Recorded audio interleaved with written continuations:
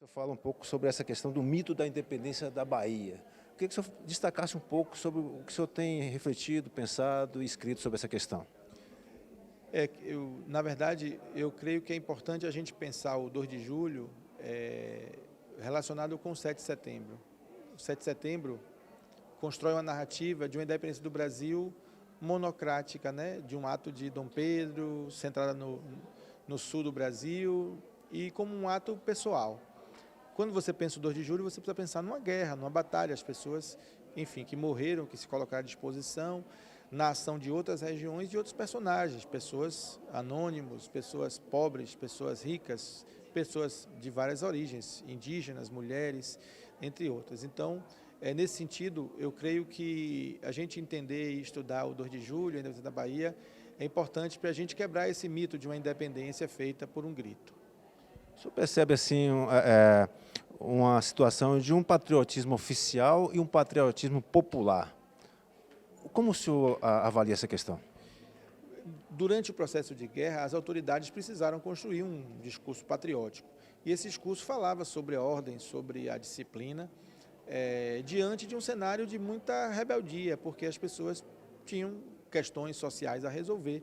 Quem era escravo queria fugir da escravidão, queria superar a escravidão, quem era pobre queria emprego, entre outras coisas. Então, muita rebeldia nesse processo foi, de alguma forma, vestida com um patriotismo que eu chamo de popular, porque, de alguma forma, interpretou, com um olhar popular, o patriotismo que estava sendo construído diante de uma guerra contra os portugueses. Essa perspectiva do que acontece na Bahia, né, da independência da Bahia, a independência do Brasil, há contradições, né, sociais envolvidas nesse processo. Eu queria que o senhor avaliasse um pouco essa situação das contradições sociais no entorno dessa questão. É como você pensar que no mesmo exército você tinha senhores de escravos e ex-escravos. Você tinha pequenos proprietários, você tinha pequenos comerciantes, você tinha soldados profissionais e você tinha gente que tinha se engajado ali na última hora. Então você tinha muitas contradições efetivamente. Toda guerra de independência vai ser construída em nome de um ideal que é a liberdade, mas essas pessoas não podiam esquecer sua origem, né, e suas diferenças. Então muitos conflitos aconteceram durante a guerra e também depois dela. E onde estão os heróis nessa independência? Bom, há os heróis que estão aí registrados nos monumentos, nos nomes das ruas, como Lima e Silva, Labatu, mas há os heróis ainda que precisamos estudar mais, que são as pessoas anônimas, são as pessoas, os negros livres, os negros escravizados, os indígenas, os pobres, as mulheres, que também participaram dessa guerra, porque não se ganha uma guerra, não se faz uma guerra sem a participação popular.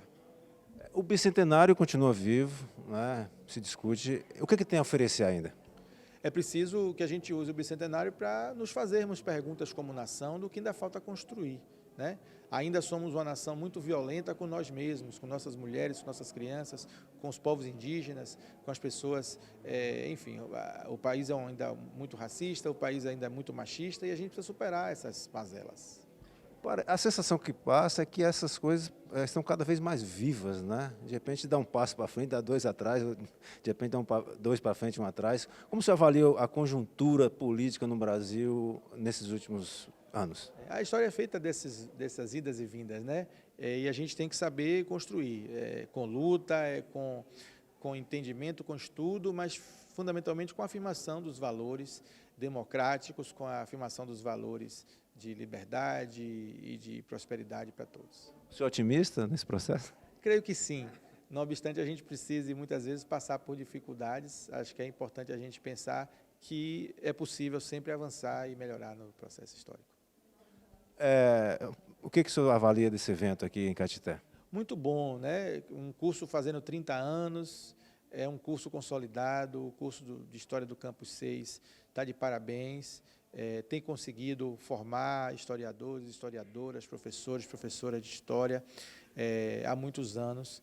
Então, eu acho que celebrar esse marco, né, de 30 anos de um curso, portanto, consolidado, importante para a região e também para a Bahia, foi de fundamental importância e uma alegria poder participar desse evento.